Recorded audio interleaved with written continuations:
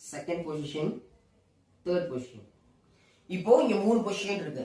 First பொசிஷன்ல இருக்க words வந்துச்சுன்னா, ஃபர்ஸ்ட் பொசிஷன்ல இருக்க வவல்ஸ் வந்துச்சுன்னா அத நம்ம above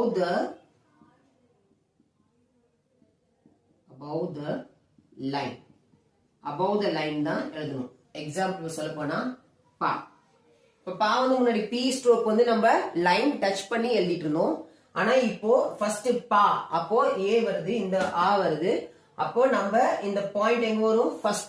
ஃபர்ஸ்ட் பொசிஷன்ல வரும். ஃபர்ஸ்ட் பொசிஷன்ல வந்தா ஆட்டோமேட்டிக்கா அந்த ஸ்ட்ரோக் வந்து above the line இருக்கணும். above the line என்னது? லைனை டச் பண்ணக்கூடாது. அப்ப பா, இதுதான் பா. அப்போ நீங்க ஆட்டோமேட்டிக்கா உங்களுக்கு இங்க மேல இங்க டாட் வச்சு நீங்க above the line டச் பண்ணாம, லைன்ல டச் பண்ணாம எழுதினீங்கன்னா ஆட்டோமேட்டிக்கா இந்த வேர்டு என்ன ஆயிடும்?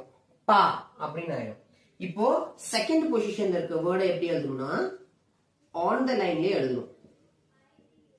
அதாவது லைனை டச் பண்ணியே எழுதணும்.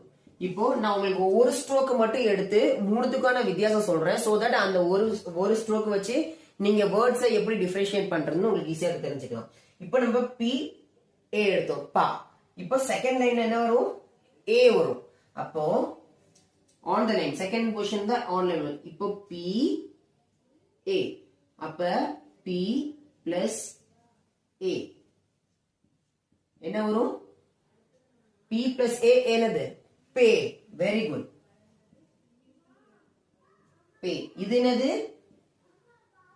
பி பிளஸ் ஆ என்னது? பா. ஆனா இது பி பிளஸ் ஏ. ஏன் ஏ சொல்றோம்? ஏன்னா இது டாட் வந்து செகண்ட் பொசிஷன்ல இருக்கு, ஆன் த லைன்ல இருக்கு ஸ்ட்ரோக். அப்போ இது ஆட்டோமேட்டிக்கா பி பிளஸ் ஏ, பே அப்படின்னு ஆயிடும். இப்போ அதே மாதிரி தேர்ட் பொசிஷன்ல இருக்க வேர்டு த்ரூ த லைன் இருக்கணும்.